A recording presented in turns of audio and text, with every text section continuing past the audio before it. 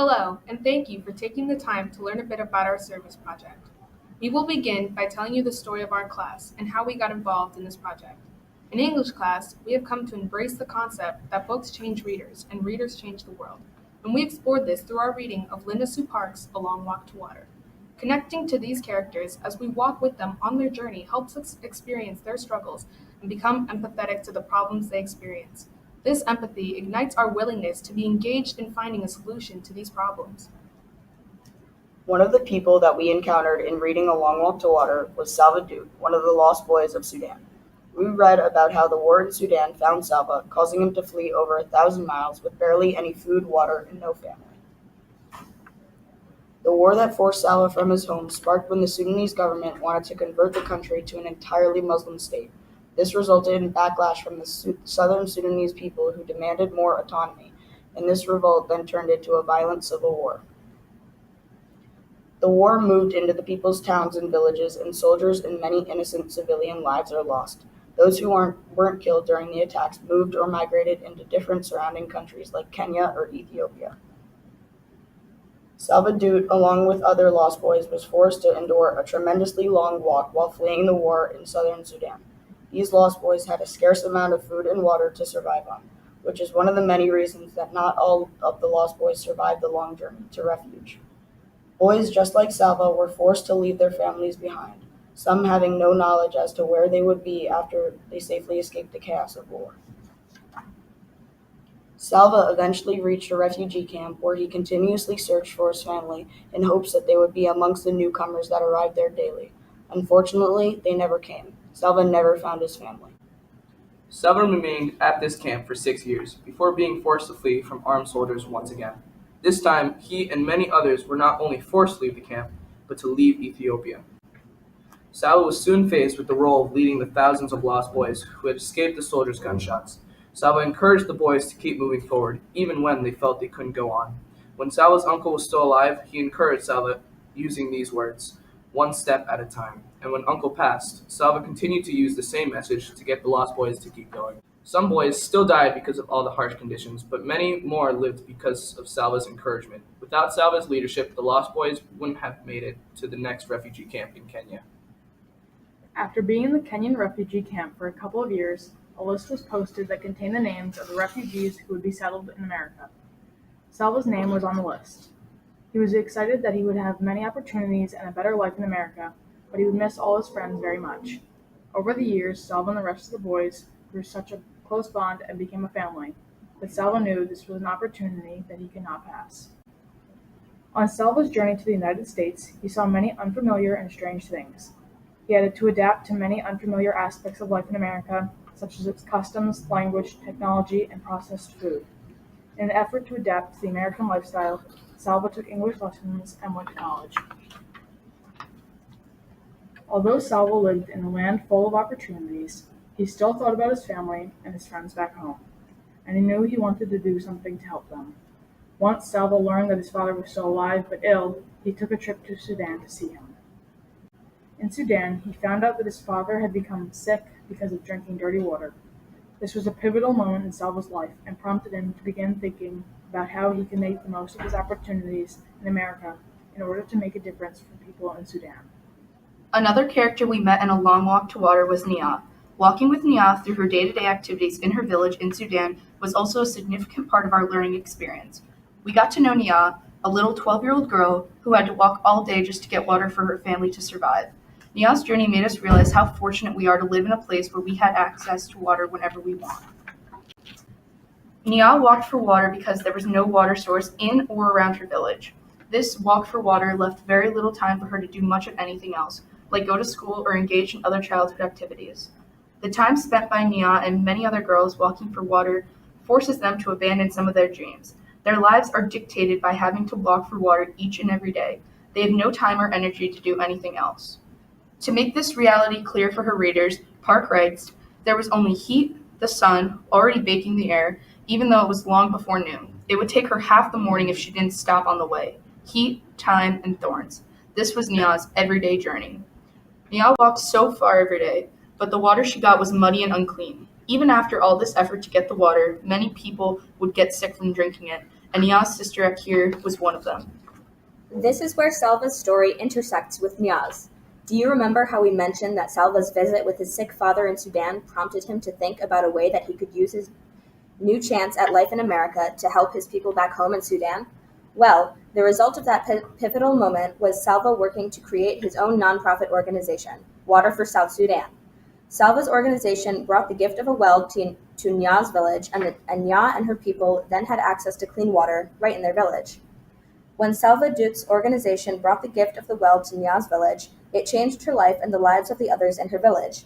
Salva's wells have been giving the gift of water and life to people all over southern Sudan. The well allowed Nya to go to school, make friends, and get an education that could help her in the future. Because of the well, she had a chance at a steady job and a more successful life with greater opportunities. She could live a much better life than when she had to devote all her time to getting water.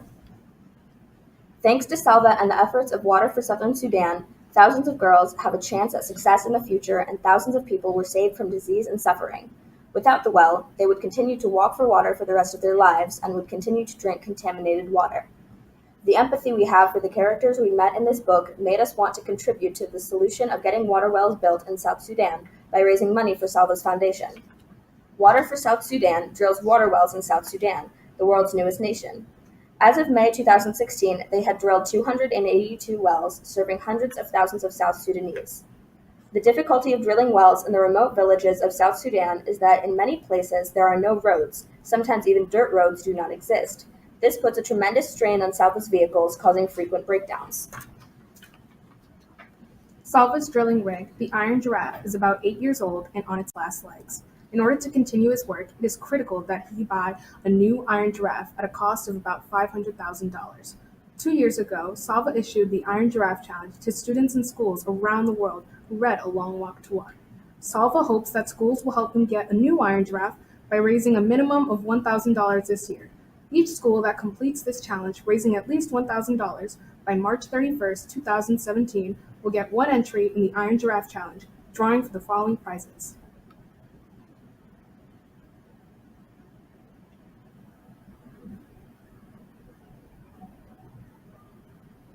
Here's how we will raise money to participate in the Iron Giraffe Challenge. We will collect recyclable bottles in these labeled bins that can be found in the cafeteria. And in these recycling receptacles, in these labeled spots in participating classrooms, as this picture reveals, we are asking that you help us by placing only bottles that can be recycled for a profit bin, the bags and bins. We will take the collected cans and bottles to our local recycling center, cash them in, and then donate this money to Salva's Iron Giraffe Challenge. We realize that we are going to need lots of nickels to add up to the $1,000 we want to raise for Salva's organization, but we are willing to do the work because we believe that this world needs this work to be done, and more specifically, the people in South Sudan need this work to be done. And guess what, you guys? We can make this happen. If we work together, we can do it, and this world needs us to do the work to make a difference in the lives of people who aren't as fortunate as we are. So please deposit your bottles and cans in our recycling receptacles so that one day soon we might see our school's name on a well in South Sudan. If we haven't convinced you to participate yet, perhaps hearing from the people who actually have their feet on the ground in southern Sudan will change your mind. Check this out.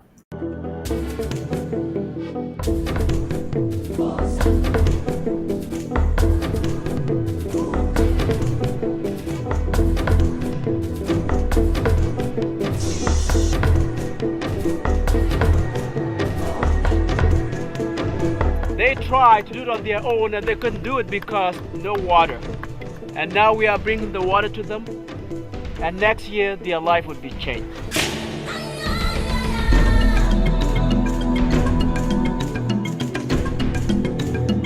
When I went back to US, I said I should do something to help my dad and other people who are in the same situation as well.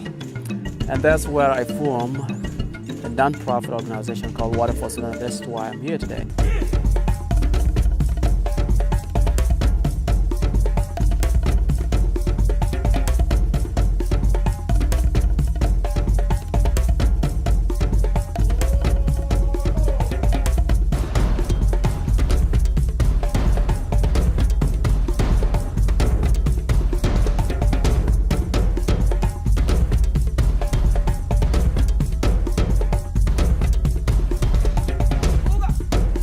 These people don't have anything, and they need someone, one person, just a little thing to open a door to them to go to the next level where they would be able to change their own life by themselves.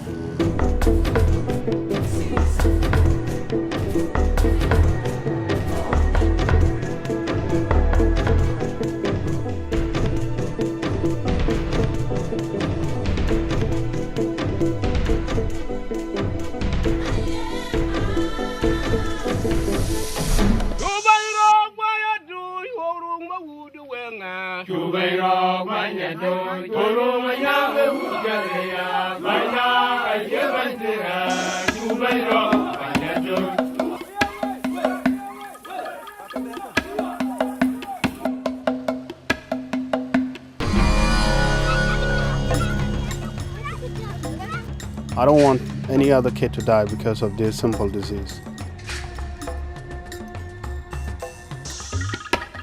Make sure you guys build a school over here by the well. That is the goal for us. Everywhere we have the well, make sure the community contribute to build a school in there. My name is John. I'm one of the teachers, and our school now is start. As you see, without borehole, the school will not be here. But with borehole, the school was established. Maybe one of these child would be going to this school, might change the world someday. What she said, he likes to be a doctor. Like to be a doctor? Yes. Just that alone, having a borehole and have a school, is a great seed for their future world. When I came here, there were few houses here, and this market wasn't here. This market is blooming here. It's because of that well. Without well, no one, you wouldn't find anyone here in the dry season. It would be just a ghost place. When I came back, I was amazed for what they did. Regardless of your culture, tribal, and religious belief, it is all about humanity.